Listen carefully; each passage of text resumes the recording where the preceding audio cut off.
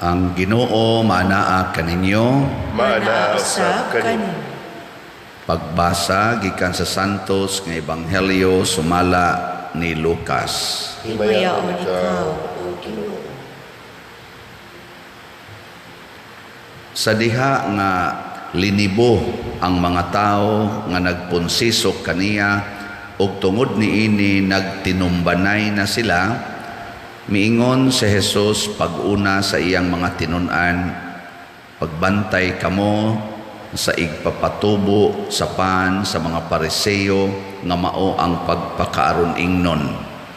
Bisan unsay gitabunan madayag ug ang tanang tinaguan mabutyag.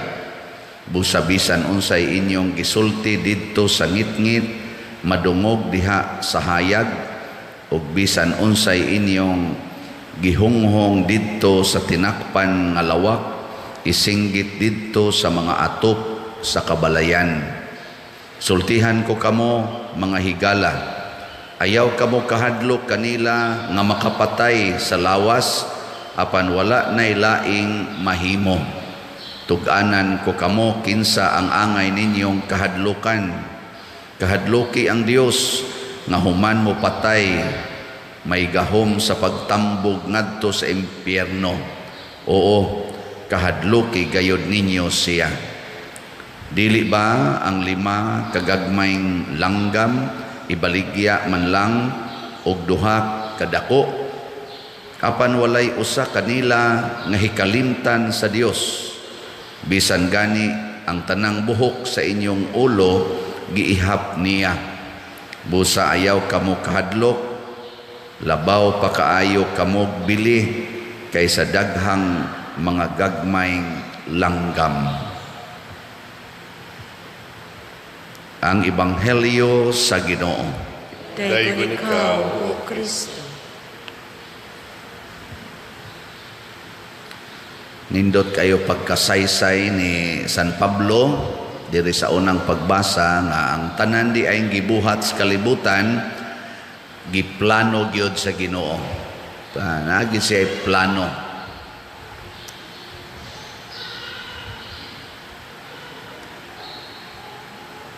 Unya kining planos Ginoo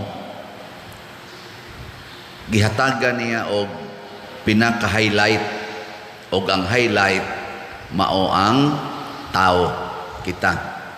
Highlight ta sa planos Ginoo.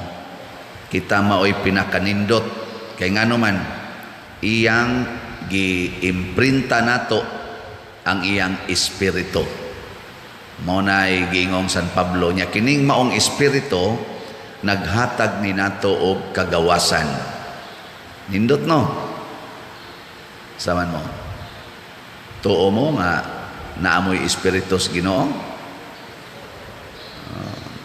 Lingay mong tupad ing na kaybaw ka nga naay espiritus Ginoo diha nimo. Nya sa laing sulat ni San Pablo niingon siya kining maong espiritu nahibaw ni sa tanan.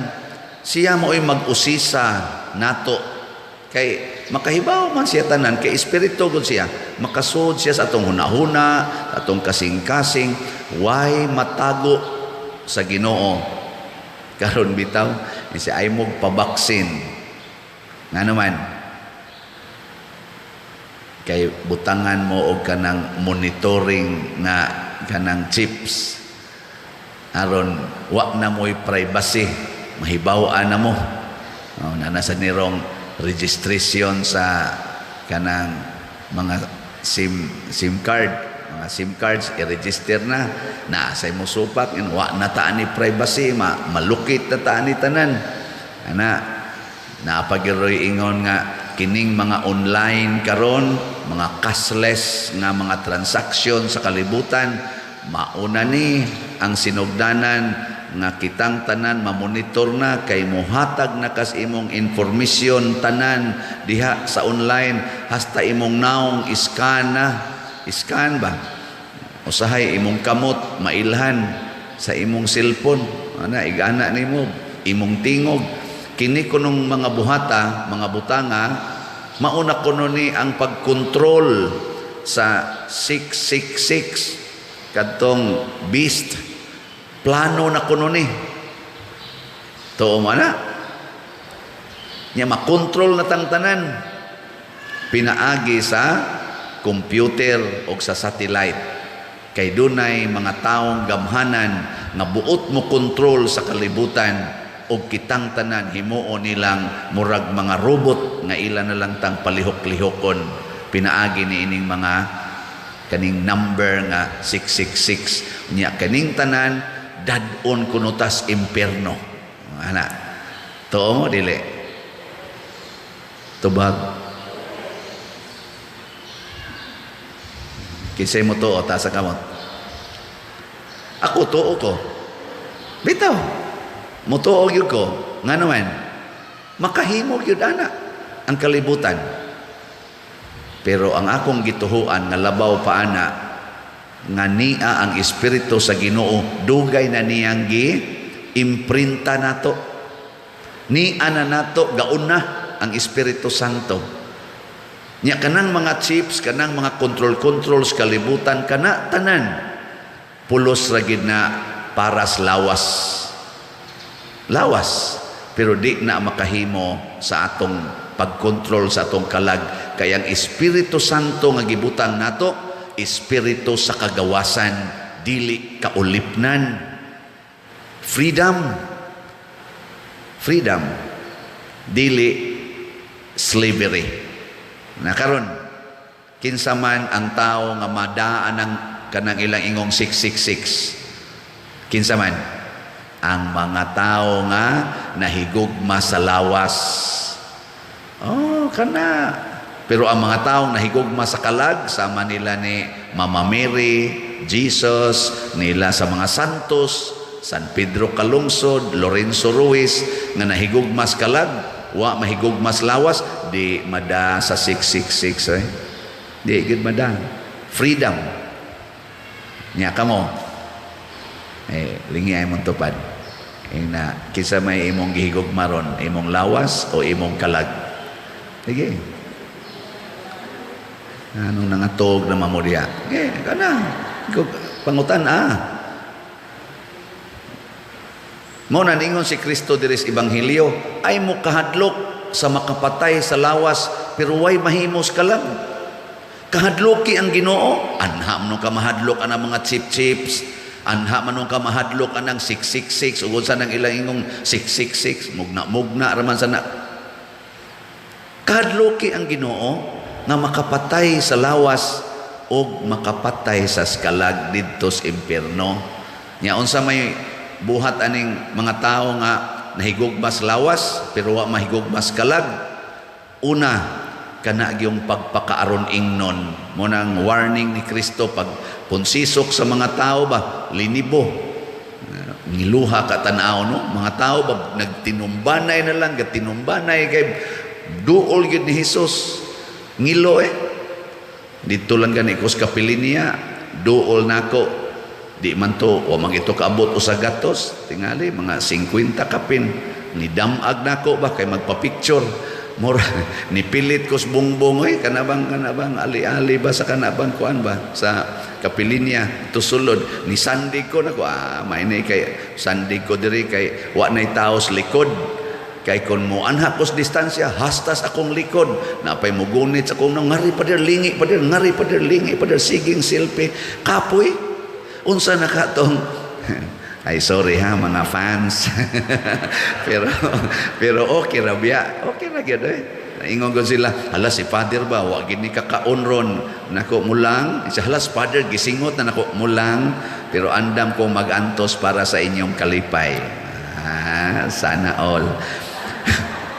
Pero lisod to magtumbanay ang mga tao kay mopunsisok ni Hesus. Pero si Hesus nahibaw sa ilang kasing-kasing insya kani mga tawhana, mga tigpakaaron ingno ni muabot rang panahon nga kining linibo ka mga taong gasigir og sunod-sunod nako kay in love kuno kay sila nako maura sa niang magsigig singgit ilansang siya sa cross kahibaw na siya daan mo nang ingon siya bantay mo anang pagpakaaron ingnon ha Kisa man yang gisultihan.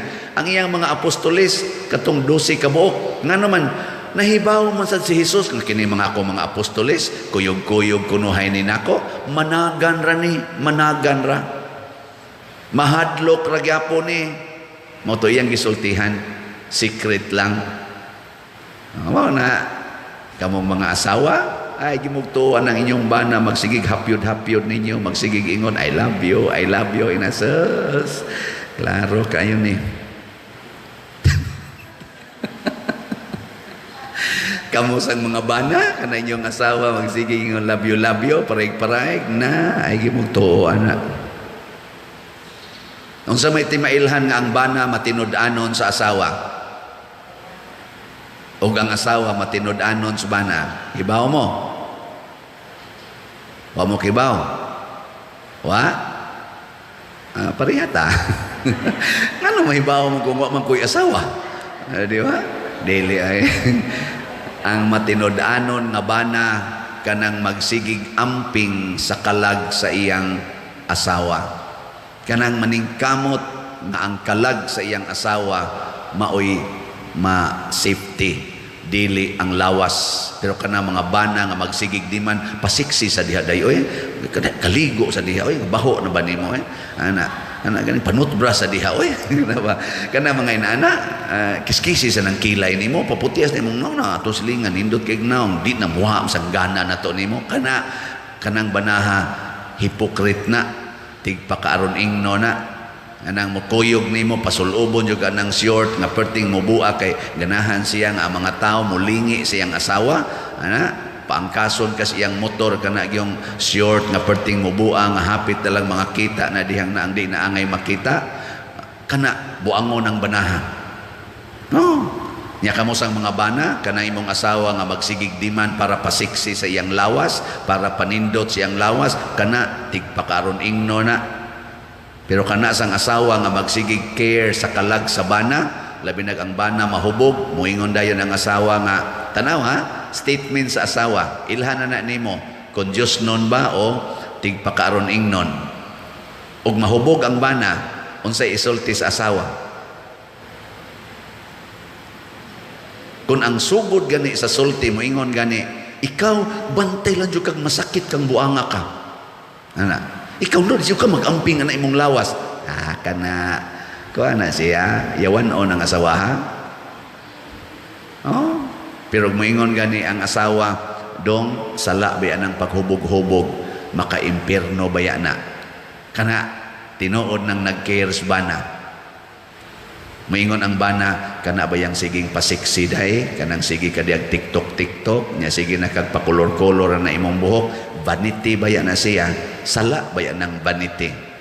Isa di na ako magpasiksi, ay susday, bisag ikapay pinakalubo sa tanang tao sa kalibutan, bisag ang imong bilbil mura na nag-rise terraces, ang akong gugma nimo nagpabiling beautiful, simple, and truthful.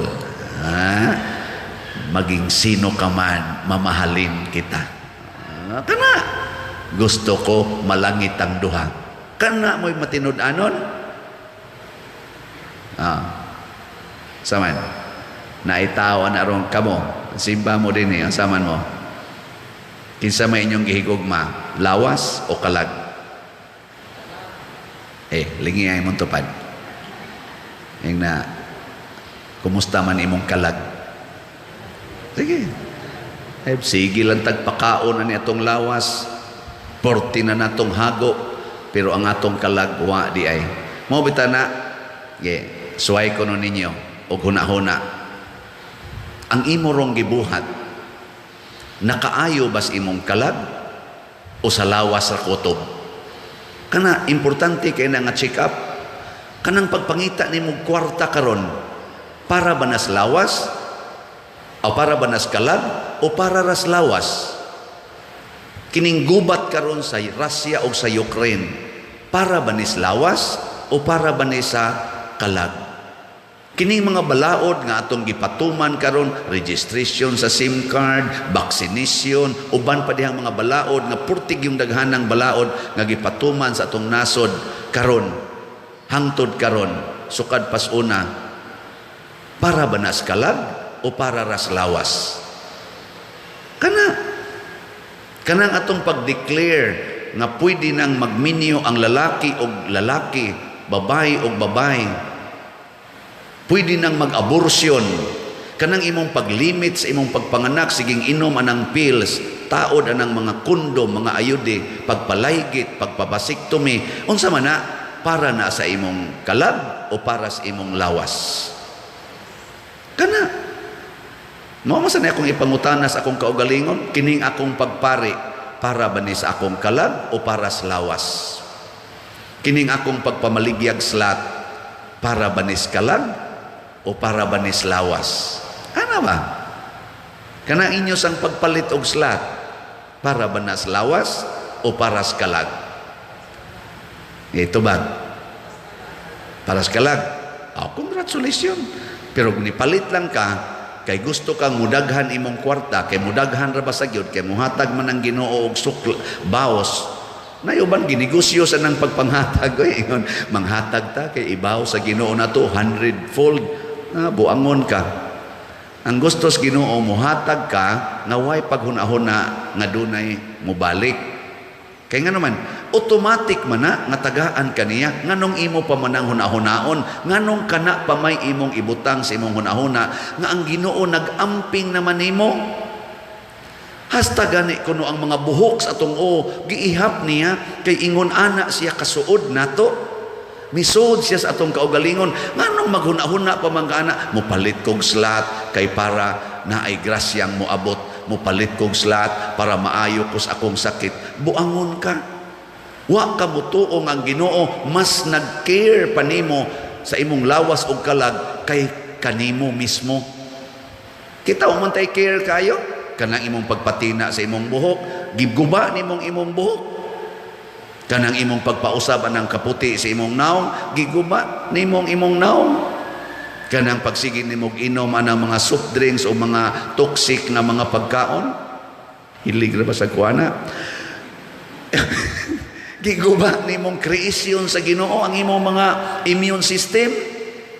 Kanang imong pagkakuwang sa tog, kay sige na lang kag tan-aw ng cellphone or sige na lang ka na imong negosyo, giguba nimong imong kaugalingong lawas.